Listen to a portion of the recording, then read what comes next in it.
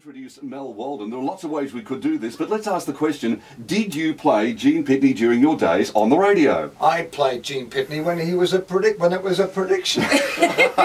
Prediction with a red bullet mark. There we go. That tells you how long you've been around. 50 years today in the business. Indeed, and of course today you are part of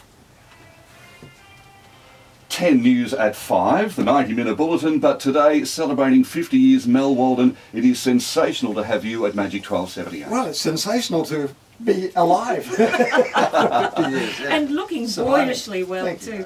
Now we have to do this is your life, how it all began, because you have a beautiful story to how you came to be on the radio starting that 50 years, don't you? Well, I was living down in Warrnambool. Dad got a transfer in his job. And I was interested in making radios. I used to tweak crystal sets and cat whiskers. The cat whisker, yes. Yeah. And I'm really showing my age now. Yes, you are. And they were running a secret sound competition on 3YB Warrnambool. And I recognised the sound of shaking water in a balloon. Entered the competition, won £40. Ooh, During my lunch break at school, went in with a couple of mates to pick up the money. Yeah. Met the manager, he showed me around, introduced me to the announcers, and it was like a little defining moment. That's what I wanted to be. From the secret sound, you've had a 50-year career. Yes. Well, see, some things never change because we have a secret sound at the moment, thanks to Bayswater Janko, and it's worth $390. That could be a turning point in someone's life. $390 would be the equivalent of about £40, wouldn't it? Probably. In those days, yes. And so you started where? At 3YB? 3YB, yeah. The 3YB Warrnambool on this day in 1961. Oh. Then went Can you remember the day? Oh, I can remember it clearly. Yeah. I can remember just, I was a kid. Wow. And I just wandered in, and I didn't read or go on air until the Saturday. And that's when I read my first news service on the Saturday morning. From the pages of the Warrnambool Standard, Victoria's leading provincial daily newspaper. Which is still an excellent newspaper, actually. Yeah. And were you nervous? Very nervous. And of course in those days everything was the deep voice. Indeed. And the projection. Yes. In fact, if you put your headphones on there, Mel, let's remind you of that deep voice and that projection.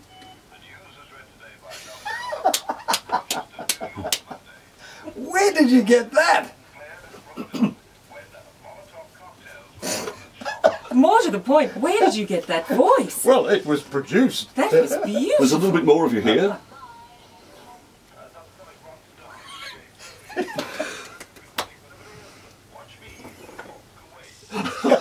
Yes, indeed, we do. That was so natural, man. Yeah. Oh, how wonderful is Where'd that? you get that from? Oh, Don't you yes. worry, That we've got is contact. amazing. It's a beautiful piece of history, actually. Yeah. And you still got your letter of appointment, haven't you? Well, this is how all this started, because in the office, in my office on the wall, is the letter that I received from 3YB management, saying, you know, dear Malcolm, we would like to welcome you to 3YB. Your starting salary will be £11 a week, and we will watch your career with interest. I wonder whether they're still sitting back going, hey, the boy made it. And the publicity guy came in the other day and he said, oh, we must do something. And I said, no, I don't want to draw attention to it, but I think I'm a dinosaur. Oh, no, But, you see, when you know you're not, and that's the thing about you, Mal, and we'll say the good things because you won't, you're one of the most loved people in the television industry because you're a lovely person, and that's why you won't go seeking your own publicity, and it took Anthony wandering past your office to say, I think we've got something here. Well, thank you, Anthony. 50 years today. Now, let's track through, after 3YB, let's run through what happened then. 70X, when Malcolm became Mal, because it was a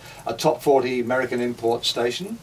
Then 2 years later, 3DB Melbourne. Yes. And that seemed to be the jumping off point, because when you think back to the newsreaders in Melbourne, Eric Pearce, Jeff Raymond, Brian Naylor, David Johnson, Dan Webb, myself, we all came from 3DB and made the transition into television.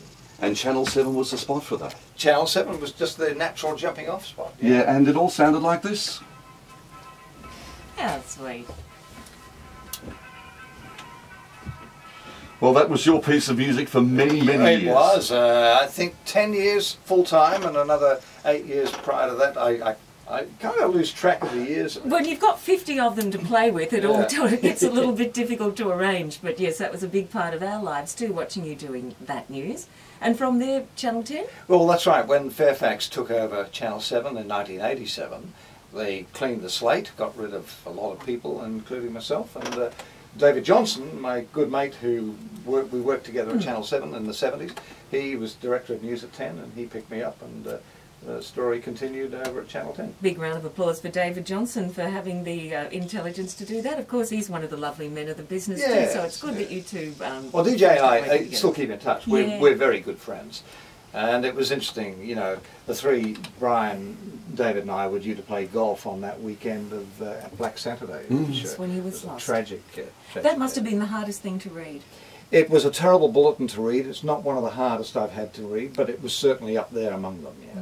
Now, you have a lot of fun on the television as well, now with Helen Kapelos, but through the years, the Malcolm Walden that became Mal Walden shines through so often. Your sense of humour, your cheekiness, I think is the thing that draws so many to you being a bit of a phenomenon.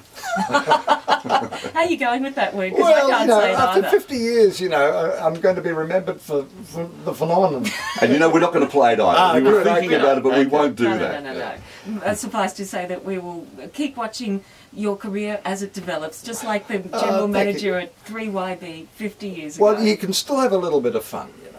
Yes, and I take what I do very seriously, but I don't take myself too seriously. Yes. And an example of that was just recently. Helen wore rather bright red lipstick one night. Received lots of phone calls complaining about the colour of the lipstick. So I went out and I changed my tie in every commercial break.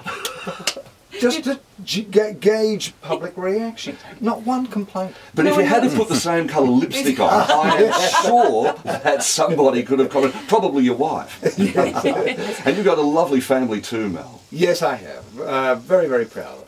Sarah and James, 26 now. Yeah.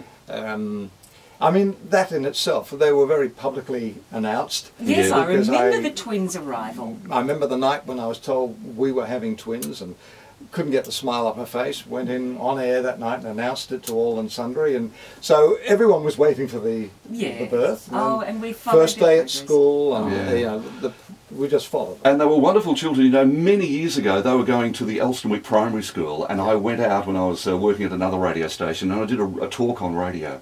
And at the end of it, I asked were there any questions, and there were questions that popped up from various places, various kids. But there were two very intelligent questions that came from two kids that were sitting separately about the media and radio. And at the end of it, I said to the teacher, I said, gee, those questions were good. And they said, yes, that's James and Sarah Walden. You may know their father.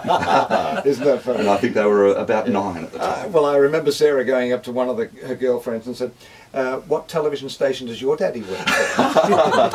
Well, the one that her daddy works for is one that we all watch every night at 5 o'clock for 10's News at 5, the 90-minute bulletin. Mel, this has been an absolute pleasure having you here. Congratulations on 50 years. As Jane said, we'll be watching your career closely. Thank you very much, Kevin. It's delightful to see you again, Have Jane. a beautiful golden anniversary. Thank you today, very much. Mel. See you tonight at 5.